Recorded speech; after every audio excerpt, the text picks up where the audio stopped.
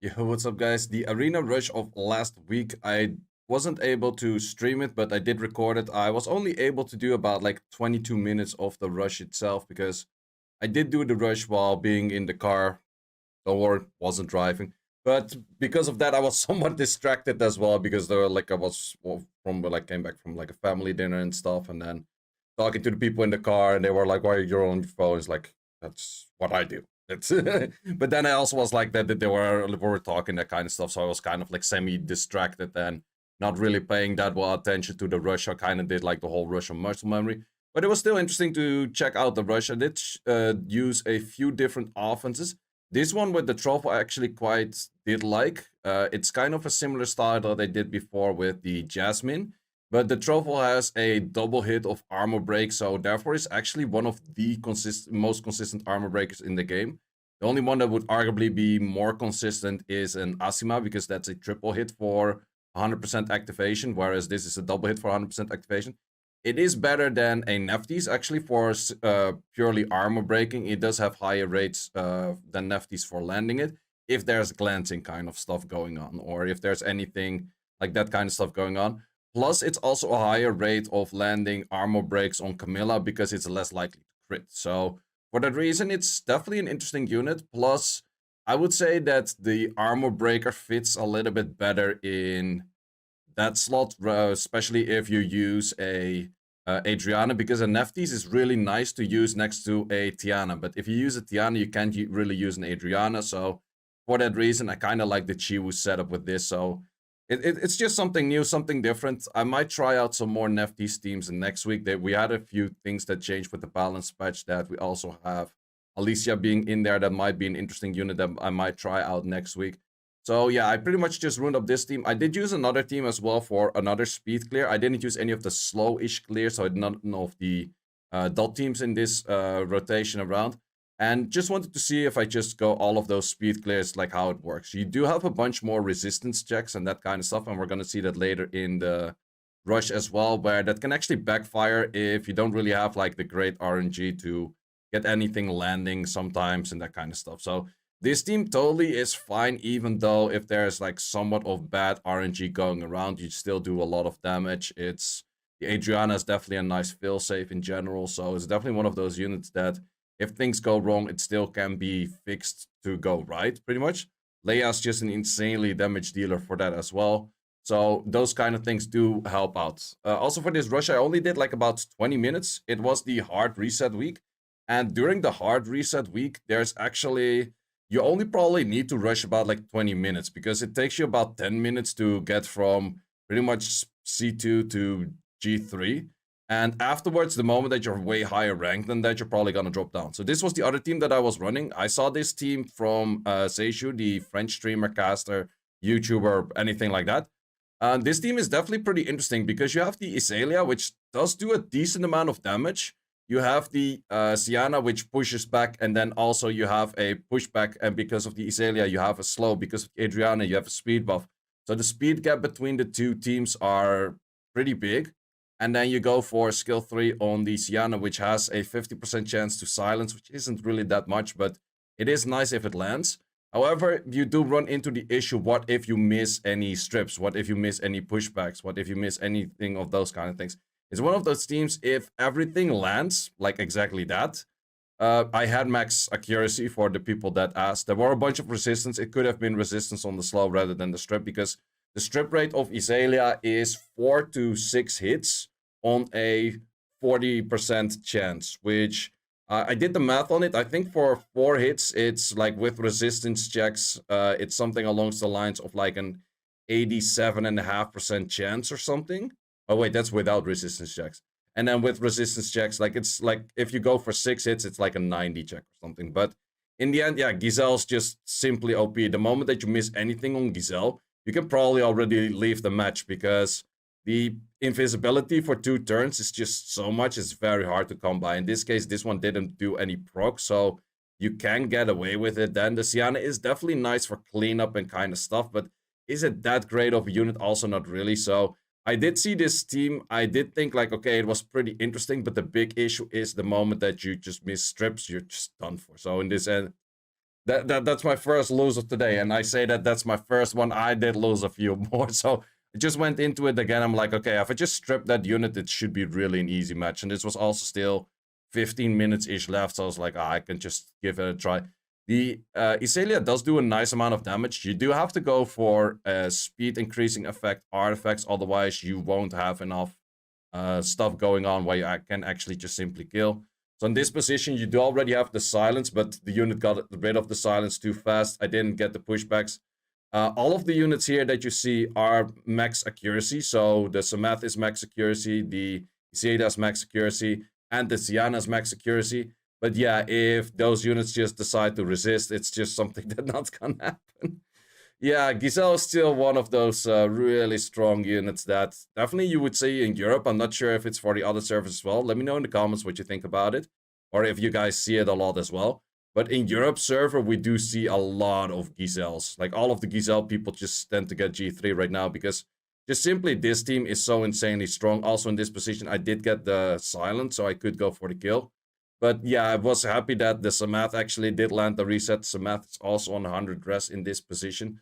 So yeah, that's just one of those teams that I was trying out. I saw it somewhere else. If it works, then it's pretty nice. But if it doesn't work, it's just straight up a lose, which I prefer not to get during the brush at all. Like because anytime that you lose, I literally wasted, I don't know, like 4 or 5 minutes on this defense right now to end up with -5 or like -10 points or something like that. Like, what's the point in that? That's not really going to help. So yeah, in the end, definitely not something that I can hit with this team that easily. I would definitely say that the team that I was doing before with the just the dot team was doing a lot better against that because you can easily have like multiple strips in there. We also have Bludja for a stripper right now. I might give it a test next week. However, next week is going to be the Interserver rush, so that one is a little bit more interesting. I might just rune up both a Rika and a Bludja because for rune quality, runing up a Bludja is definitely not a difficult thing. And I would say that Bludja is very nice against any team that is not a Camilla because Camilla, you do have the multi-hits, same as Rika. The big issue is though that a Bludja has a crit awakening. So it's going to start base by 30 crit rate. So it's very hard to keep like yeah, it's just insanely hard to not be critting that thing then all the time. And you are going to be critting that thing quite some. So if there's no Camilla team, then Bludja might be the strongest because it's actually going to land 3 debuffs or yeah, is it 3 debuffs of 2 stacks or even like 6 or something? Like it's definitely going to be landing a lot. I don't exactly remember what it was, but it's definitely the highest amount of debuffs that you can land in a single skill that are yeah, just the most amount. It's not like the longest duration, but it's the most amount. So definitely an interesting one over there. This team, yeah, once again, if it works pretty nice. It works pretty well. But there's just too many resistance checks. There's a lot of resistance checks / activation checks on the Iselia. It's the same thing on the Siana. Siana is a 50% unit on that silence, so you can't really depend on that. The Samath is like a 80 or 90% activation rate on its skill 3, so it's not really dependable on that as well. So there's just a lot and a lot of resistance checks, but more even like activation checks on this whole team. And for that reason, I don't really like this team. Were you to give a slight buff to the Siana, I think she becomes very interesting for something like this, but it would have to get speed scaling skill 3 or something like that. Otherwise, it's not gonna get that interesting. Sure, you can go for like speed scaling on that skill 2. You do have that over there, but is that going to be enough to just do it? Not really, but it does open up like a whole bunch of offense because with this offense, if you make your Adriana fast enough, you can probably outspeed most things. Like in this case, it didn't outspeed. I wasn't too sure if the Zen would have been in tune as well, if it was actually going to move, but it was one of those things like I'm like, probably shouldn't hit the Chillings because Chillings are insanely fast. That part is definitely still there. Chillings most of the time actually don't tend to derp, but yeah, Adriana, very strong unit. Definitely like to use that a lot. And this is the point where I was like, okay, I probably should not be hitting all of those Giselles. Just skip those and then see what it gets from there. But any of those other teams, like any Clara kind of related teams or anything like that, it's just those are literally the easiest things to hit. It is nice if you also reset them. It's also nice if you push them back. So yeah, this was I could arguably say this was kind of like an unlucky streak as well. If you see like how many things got resisted for pushbacks, for activation rates, because in the end, once again, Samath max accuracy, Siana max accuracy, so they're not landing pushbacks, they're not landing the increases, and that's definitely something you can see with your rushes. And back in the days that I noticed a lot with the rushes where I did a lot of Galleon stuff. You have some of those rushes, your Galleon is landing like 95% of the time, or even more than that, like what 99% of the time. And then you do another rush and your Galleon is like, yo, strip, or like armor breaking? No. And your Chiwo is like stripping? No, man. Like they go for like 50-50s on those. And it's just like one of those RNG sessions. And this one, I would say, was more of like a bad one rather than a good one. So would I test this team out again? Maybe so. I definitely do think it has potential. It's just not great if the moment that you get resisted on one or two things that you would instantly die. And we did see I did see it later on with a few of those Byungil matches as well. Byungil is also one of those units. If you get resisted on the Byungil and he starts taking turns, that thing just does so much damage for being tanky. It's really insane. So for that reason, that unit, it's just difficult to hit with this team as well. Like once again, if it lands like this and we push back everything, it's super easy because now the speed gaps between the two teams is like literally insane. Like I take like a turn and a half or even 2 turns before they even move. And yeah, then you actually do have the speed scaling of that Siana. The skill 2 can do a lot of damage. Also for the amount of debuffs that are on the enemy, the Siana will actually do 25% A to B per like debuff. So that's also just adding in a shit ton of A to B recycling and that kind of stuff. However, yeah, is it going to be good enough? It's still a little bit like you're not insta-clearing stuff. You're outspeeding everything. You can kind of speed clear everything, but it's not insta-clearing. And this is where we see that we got into the G2 range, fighting some of those Byungil. So this is definitely a team that you do tend to see quite a lot right now. It is definitely outspeedable on the 33 lead plus an Adriana if you go the fastest runes on those. But yeah, this is also one of those positions. In this case, the Triton didn't go for the right skill, but it's also one of those positions like, okay, I actually need a reset on the Vanessa to kill it. I need a reset on the, yeah, Byungil to not die. I'm not actually dealing enough damage to full fast kill it. So yeah, is this really the greatest team out there? Not really. Like it has a lot of potential. But in this case also, yeah, it's kind of lacking something. Would you say that there's maybe a good replacement for Siana? Because in the end, like the 3 units on the left are fairly obtainable. The unit on the right, as Siana, is not. I would say that you probably have to be looking at a dark unit that can do a lot. Because you could arguably say like, oh, just put a Savannah in there, and Savannah also has the things. It is an option. It's a little bit more difficult for runing it up because the Savannah has that Resistance Awakening, which is pretty bad. You do get speed buff as overdue then because you already have speed buff from the Pure Vanilla Cookie, so you don't really need that part.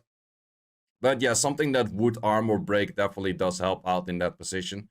There are a few units that could armor break themselves and then also do damage. Like let's say if you have an Eludia, and if you put an Eludia on the spot of the Siana, this would be really an insane team, but you would need to make a pretty fast Eludia and still try to keep some damage on it.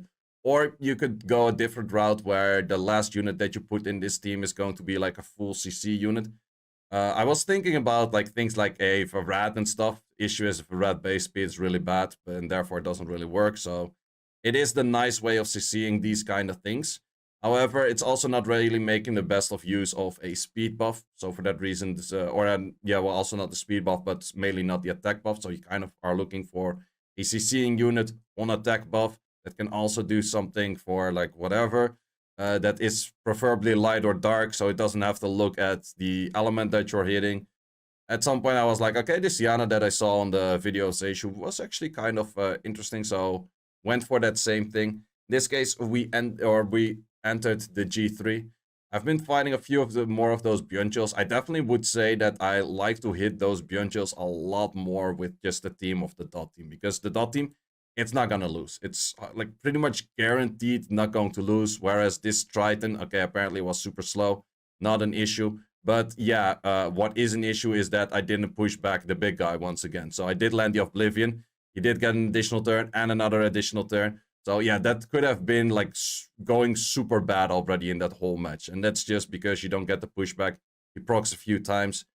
This case, lucky that he didn't go for the right skills. But if he did go for the right skills, I would have been dead. I would have been hella dead. So yeah, it's one of those teams that's I mentioned it before. It's better to go for slower teams that have like 100% success rate than for fast teams where you might fail. Because in the end, if you fail, you waste your time, but you also waste your points. Because for failing, you don't just not gain the points that you would have gained if you won. You also lose points. So you go back 2 steps plus you waste your time. So you technically go back like 3, 4, 5 steps for just one lose, right? So for that reason, it's just so much better to win. Oh, makes sense. If you just win, you're not gonna lose. Makes a lot of sense, right? But yeah, no, that's just one of those things. Like, try to aim for teams. That's why I just try to get like fail safes in teams rather than just teams saying like, okay, if everything works, it's super nice. And yeah, this is definitely one of those teams. If everything works, it's super nice. If it doesn't, it's shit. And there's literally nothing in between. So we didn't get the activation for a few things this time. Once again, no pushback on that Sienna. That Sienna really did not like the pushback. The pushback activation rate on the Sienna is 100% though. But in this case, we also did not get the reset on the Vanessa, or we didn't get the silence on the Vanessa. So yeah, I was also not really paying the most amount of attention of what I wasn't or was landing. And then there's an attack buff on that skill, and that just does an insane amount of damage. We had, yeah, that at some point it's just too much, and then you have another lose. So that's pretty much my 3rd lose already in this rush. And if you have seen my previous rush videos or seen me do it on stream, most of the time I lose about like 1 per rush max, and that's a rush of a whole hour. In this case, I'm already, am I going to lose this? I'm not 100% sure if I lost this. Yeah, I think if you go on the left, yeah, okay, we're dead. So yeah, that's definitely one of those things. I already have 3 losses, and the rush is just like playing for 17 minutes right now. This was also where I didn't really notice the time, because I think the time was pretty close towards the end. Or was it over here? Or was it later? Yeah, I wasn't really noticing the time as well when the rush was ending. Normally, if you are towards the end of the rush and you fail a match, you just wait it out until the end of the rush, and then the match doesn't count. That's always the cheese way to go about losing with that, especially at the end, or it only works at the end actually. But yeah, I also forgot to do that during this rush at a later moment, so that definitely doesn't help for your ranking as well. And we can definitely see in Europe, it's super active for these rushes these days, because everyone wants to get those free LD scrolls in, and for good reason. They're good free LD scrolls in the first place. I'm also curious about the other regions. I have heard, or I did speak with some people from Global, and they literally did like 40 winks for a G3 finish. I'm like, bro, how the hell do you do 40 winks and you get G3? It's like, yeah, I'm not getting hit that much. I'm like, bro, you guys got easy mode on that shit. Like, sure, we win most of the Interserver battles because we are that active in these kind of things, but you guys got easy mode for getting LD scrolls on just the arena rushes, man. These guys have to put like 0 effort and they get like easy G3s. Like, it feels like that these servers are either a lot less populated or just a lot less active for rushes. I would say that Global also is the server that has the most amount of issues with time zones, because in the end, Global is a time zone on... it has the LA time zone, whereas the people playing in Global are literally from Global. So for that reason, it's definitely the server that has the most amount of issues with time zones, and especially a evening time in LA already means like a midnight time in New York. It means like a pretty much nighttime, midnight time in Europe for the people that play on Global. So that definitely does exclude a lot of people that could potentially rush that probably won't rush. But I'm also curious about like Asia server, Korea server, Japan server, like any of those. So I did do a refresh here of 10. That's definitely a big mistake, because I can see over here that the clip is just about like 4 or 5 minutes left. At that time, I normally always save that I do the dailies where you get like a 3 extra wings. And I use those 3 extra rings during the rush to just get like the few less rings in, if it doesn't make sense. So in this case, I wasted like a 30 crystals. Not the worst thing that can happen, but it's one of those min-maxing things why I started doing rush at the very first place when I just started doing rush like ever. I always was focusing on, I want to spend less crystals to gain more crystals in the end. That was the main thing why I was rushing. because it was like way back in the day. It was like really play for like the first 2 years or something that I played. And with that, I was just looking like, okay, I want to clear TOA, I want to clear TOA hell, I want to clear all of the things, like I want to do roll boss as good as possible, because all of those things give me the most amount of free-to-play crystals. Also rushing, if I would have to spend like 2 refreshes to get 100 extra crystals, so minus 60 for another plus 100 or something, I was always going to do that. So I was always min-maxing like how I can get the most amount of crystals out there. In this case, well, I've been spending quite a bit more, so I've been less actively looking at that. Once again, resistance on the Vanessa, which is not that great. So, is this the match that I lose? I'm not sure. In this position, I also didn't really look at the Byuncho if I did actually... Oh, okay, I did notice that I didn't reset that. I think that this is still a victory, but maybe the last one, because I ended on a lose or something stupid. So, yeah, that's definitely not helping. Let's see, those freezes from Camilla, those freezes, also the glancing, definitely not helping. Can we land this skill? Did land that skill, but yeah, that's Byuncho damage. And this is the point, especially with just a few minutes on the clock. I should have waited it out, and I actually went out of the match because I thought I had like another minute left. And this is where you then drop a lot of points, and you just have a minute left. I went into the same battle again, and I think I ran out of time in this one, because in the end, it is a speed clear, but since you're not fully instantly clearing everything, it's not really that much of a speed clear. I would say that this team, I could maybe also just do with the Adriana and a 24 lead, that I don't really need the Samathlete, because if I don't need the Samathlete, I can go in with the team with the Leia, and that's just so much more damage potential for this, like instantly killing it. Because in the end, you do get immunity from Adriana, but since you push back and stuff, the immunity doesn't matter jack shit, because the moment that the enemy takes turn, I'm already rid of the immunity because I took too many turns, because the team is just simply too fast. So it's an interesting way of using the Adriana, but it's not really a team I would recommend. The team with the Truffle, or the team that I also showed with the Jasmine earlier on like the Leia style or something like that, definitely do recommend those teams. I would also say the Lagmaron team with the Shimete team that I showcased in previous videos, definitely a team I recommend. The team that I showcased with the dots, absolutely a team I recommend. This team wouldn't recommend. Well, it's also an LD5 based team, but let's say that you find another replacement for the Sienna, which there's probably something out there that has like a replacement for the Sienna. Would not recommend to run this team. Is it an interesting team? Absolutely, but yeah, I ran out of time over here. So once again, not the greatest of rushes, but is what it is. Definitely still wanted to showcase it because it was a new team for me. In the end, I did finish on a P3, so I could have been probably G1, G2-ish if I didn't leave that last match, or, well, actually would have won that last match. So in the end, I did like a 23-minute rush, and I lost like 4 or 5 battles, which is insanely bad. Like, that's definitely something that I normally don't do. Normally, I rush like a whole hour, and then I lose one. However, I'm probably going to keep in mind that during the hard reset weeks, which means that everyone goes down to like 1,300 points or something like that, the points are that close to one another that probably rushing for like 15 minutes or 20 minutes is enough. Because the moment that you climb all the way G3 and you get high G3, you're going to get like pulled down. And then you climb up again and you get pulled down. If you do a rush for a whole hour, that process just happens 3 times and you're just yo-yoing between like ranks. Whereas if you do a rush of like 20 minutes, you still have the same amount. You just do the last yo-yo instead of like 3 yo-yos. So it's once again saves a lot of the crystals for doing refreshes on wings, because points are just that low that it doesn't really matter. However, in the soft reset week, so in the reset week where you don't get your points reset, points are going to be a lot higher, and therefore the gap between low G3 and high G3 is a lot higher, and therefore it is more useful to rush longer and get like a very high rank rather than in the soft, or yeah, in the hard reset week. So that is it for this rush, guys. Hope you enjoyed this video. See you as always in the next one. Thanks for watching. If you would like to see more guides, join the Discord and check out the content tab, which has the dungeon guide archive and the video guide archive, which contains all of the guides that you need. Hope to see you there.